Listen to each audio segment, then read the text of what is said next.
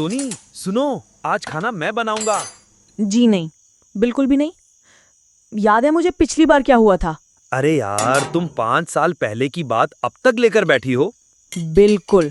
और तुम्हें लगता है आज 5 साल बाद मैं तुम्हें ये परमिशन दूंगी? परमिशन? सोनी, मुझे अपने घर पर अपनी वाइफ के लिए कुछ बनाने के लिए परमिशन की जरूरत है। जी, किचन मेरा पर्सनल स्पेस है, वो मेरी किंगडम है। और वहाँ मेरे अलावा मुझे किसी की दखलंदाजी कम ही पसंद है।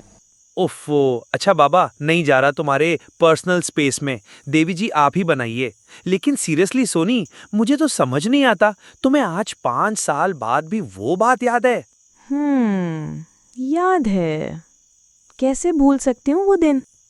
तुम्हारी वजह से मुझे तुम्हारी मम्मी ने कितना डांटा था।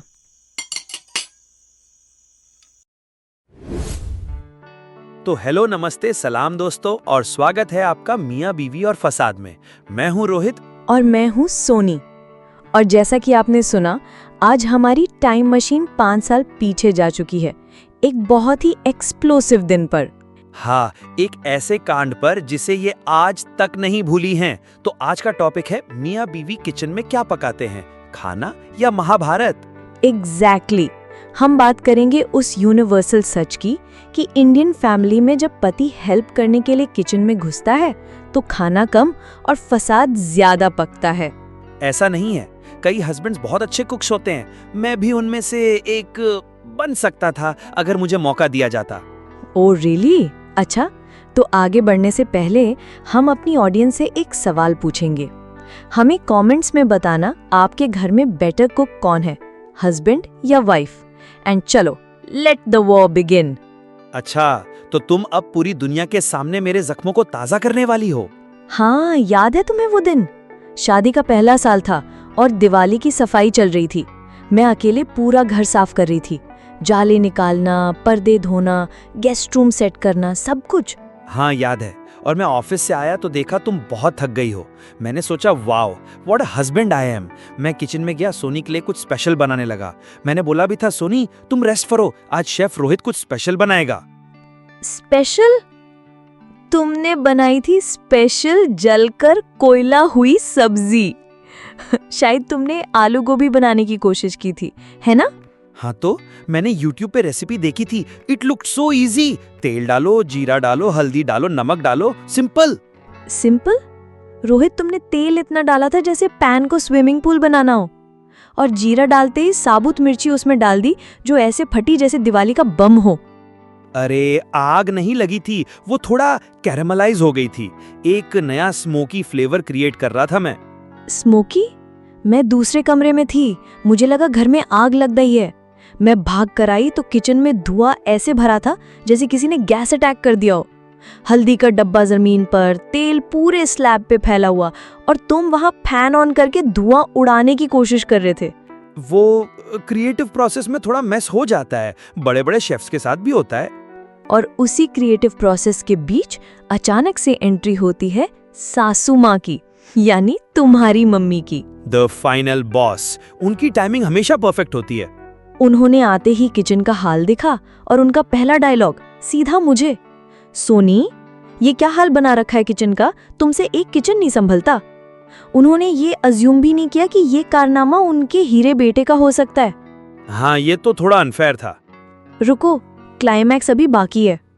उनको जैसे ही पता लगा कि ये कारनामा उनके लाडले बेटे का है तो उनकी अगली लाइन थी, तुम्हारे होते हुए मेरे बेटे को किचन में काम करना पड़ रहा है, शर्म आनी चाहिए तुम्हें। मैं बस उन्हें और तुम्हें देख रही थी कि मैंने किया क्या। मैं तो किचन में भी नहीं थी। उस मोमेंट पे मुझे लगा गलती किसी की भी हो, बिल हमेशा बहू के नाम का ही फटता है। उस दिन मुझे इतना बुरा लगा ना रोहित। एक तो मैं पूरे दिन काम करके थकी हुई थी, ऊपर से बिना किसी गलती के इतनी डांट सुनी। I felt so helpless. ऐसा लगा जैसे इस घर की हर चीज की जिम्मेदारी सिर्फ मेरी है। आई नो, और मुझे आज भी याद है। लेकिन सोनी सुनो ना, तुम एक बहुत इंपॉर्टेंट चीज भूल रही हो। क्या? जब मम्मी तुम पर चिल्ला रही थी तब क्या मैंने उन्हें रोका नहीं था? याद करो ठीक से। तुमने उनसे कहा तो था कि इसमें मेरी कोई गलती नहीं है। सिर्फ उतना नहीं, मैंने मम्मी को साफ साफ बोला था कि मम्मी इसमें सोनी की कोई गलती नहीं है, मैं इसकी हेल्प करने आया था और ये मैस मैंने किया है। सोनी मेरी बीवी है, मैं उसके लिए किचन में जाऊं या उसके लिए कुछ भी करूं, इसमें शर्म की कोई बात नहीं है, वो मेरी पार्टनर है। याद है।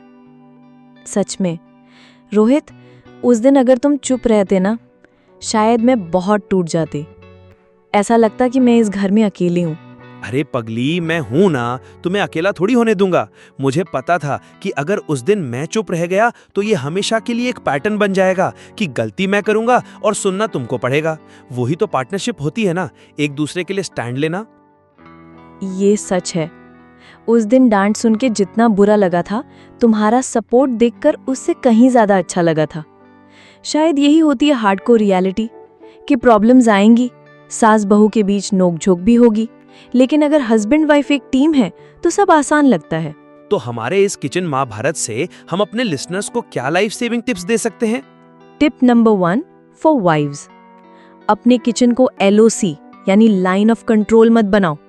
हाँ, हमारा एरिया होता है, पर थोड़ा ट्रस्ट करो अपने हस्बैंड पर। ज्यादा से ज्यादा क्या होगा, थोड़ा मैस होगा, साफ कर लेंगे।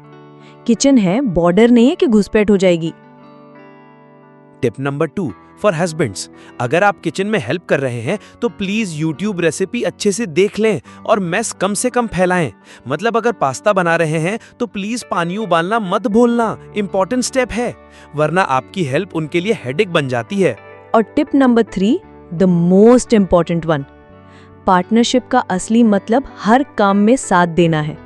और सबसे जरूरी, जब आपका पार्टनर सही हो तो उनके लिए स्टैंड लेना जरूरी है, चाहे सामने कोई भी हो। ये नॉन निगोशिएबल है। It shows you respect your partner. तो ये थी हमारी किचन की कहानी, जहां खाना जला पर रिश्ता थोड़ा और पक्का हो गया। आपके घर में क्या होता है? जब हस्बैंड वाइफ किचन में साथ होते हैं, प्यार पकता है या प्रेशर कुकर फटता है? हमें कमेंट्स में जरूर बताना। और अब अगले एपिसोड का टीजर। नेक्स्ट वीक हम बात करेंगे एक बहुत ही मजेदार टॉपिक पर, पहली बार आई लव यू किसने कहा था और उसके पीछे की फनी ऑकवर्ड कहानी। ओह, तुम्हें याद भी है किसने कहा था, या गूगल करना पड़ेगा? मुझे सब याद है, डायरी लिखता था मैं, पूरी डेट और टाइम के साथ बताऊंगा। अच्छा, देखते हैं, मिस मत करना। तब तक के लिए मियां बीवी और फसाद जारी है।